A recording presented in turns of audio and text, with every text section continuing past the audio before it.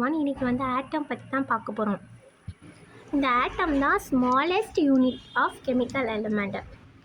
Living செல்ஸாக இருக்கட்டும், நான் லிவிங் செல்ஸாக இருக்கட்டும், எல்லாமே இந்த ஆட்டமால் தான் மேடப் ஆஃப் ஆகிருக்கும். இந்த ஆட்டம் தான் ஃபண்டமெண்டல் யூனிட்.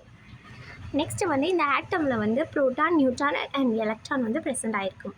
இந்த ஆட்டமோட பார்ட்ஸை பார்க்கலாம்.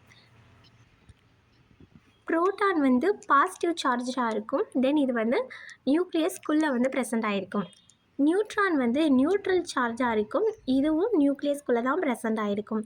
எலக்ட்ரான் வந்து நெகட்டிவ் சார்ஜாக இருக்கும். இது வந்து அந்த நியூக்ளியஸை சுற்றி உள்ள அந்த ஆர்பிட்டாலில் வந்து ப்ரெசென்ட் ஆகிருக்கும். ஞாபகம் வச்சுக்கோங்க, ப்ரோட்டான் பி பாசிட்டிவ், நியூட்ரான் என் நெகட்டிவ், நியூட்ரான் என் நியூட்ரல், எலக்ட்ரான் என் நெகட்டிவ். இப்போ இந்த பிக்சரில் பாருங்கள், இதுதான் நியூக்ளியஸ். இந்த நியூக்ளியஸ்குள்ளே ப்ரோட்டான் அண்ட் நியூட்ரான் வந்து ப்ரெசென்ட் ஆகிருக்கு. எலக்ட்ரான் வந்து அதை சுற்றி இருக்க இந்த ரிங்ஸ் மாதிரி இருக்க ஸ்ட்ரக்சரில், இதை வந்து எலக்ட்ரான் ஆர்பிட்டால் இல்லைனா ஆர்பிட்டால் அப்படின்னு சொல்லுவோம், இதில் வந்து ப்ரெசென்ட் ஆகிருக்கு. நெக்ஸ்ட்டு வந்து எலக்ட்ரான் ஆர்பிட்டாலில் வந்து எப்படி அரேஞ்ச் ஆகிருக்கும் அப்படிங்கிறத பார்க்கலாம். ஃபஸ்ட்டு ஷெல்லை வந்து கே அப்படின்னு மென்ஷன் பண்ணுவோம். இதில் வந்து மேக்ஸிமம் 2 எலக்ட்ரான் வரை ப்ரெசென்ட் ஆகிருக்கும். ரெண்டாவது செல்லை எல் அப்படின்னு மென்ஷன் பண்ணலாம். இதில் வந்து மேக்ஸிமம் 8 எலக்ட்ரான் வரை ப்ரெசென்ட் ஆகிருக்கும். தேர்டு ஷெல்லில் வந்து மேக்ஸிமம் 18 எலக்ட்ரான் வரை ப்ரெசென்ட் ஆகிருக்கும். இதை எம் அப்படின்னு மென்ஷன் பண்ணலாம். ஃபஸ்ட்டு செல்லை கேனும், ரெண்டாவது செல்லை எல்னும், மூணாவது செல்லை எம்னு சொல்லுவாங்க.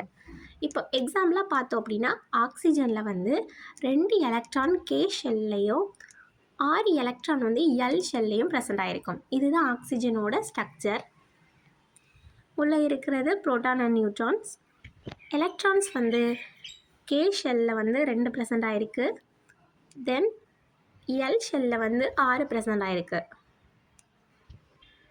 ஆட்டோமிக் நம்பர் அப்படின்னா என்ன அப்படின்னா, ஒரு ஆட்டமில் ப்ரோட்டான் வந்து எவ்வளோ ப்ரெசென்ட் ஆகிருக்கு அதை வச்சு தான் இந்த ஆட்டோமிக் நம்பர் சொல்லுவாங்க. இப்போ எக்ஸாம்பிளாக பார்த்தோம் அப்படின்னா, ஹைட்ரஜனில் வந்து ஒரே ஒரு ப்ரோட்டான் தான் ப்ரெசென்ட் ஆகிருக்கு. அதனால் ஹைட்ரஜனுக்கு ஆட்டோமிக் நம்பர் என்ன அப்படின்னா 1 தான். ஆட்டோமிக் நம்பர்னாலேயே எவ்வளோ ப்ரோட்டான் ப்ரெசென்ட் ஆகிருக்கு அப்படிங்கிறத தான் பார்க்கணும். இதே மாஸ் நம்பர் அப்படின்னா, ப்ரோட்டான் ப்ளஸ் நியூட்ரான் எவ்வளோ ப்ரெசென்ட் ஆகிருக்கோ அதை தான் வந்து மாஸ் நம்பர் அப்படின்னு சொல்லுவோம். இப்போது கார்பன் எக்ஸாம்பிளாக வச்சுக்கலாம்.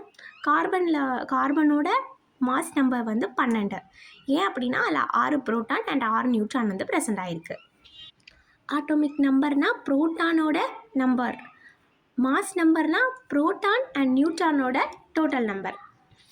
இப்போது ஆர்பிட்டாலோட ஷேப்பை பற்றி பார்க்கலாம்.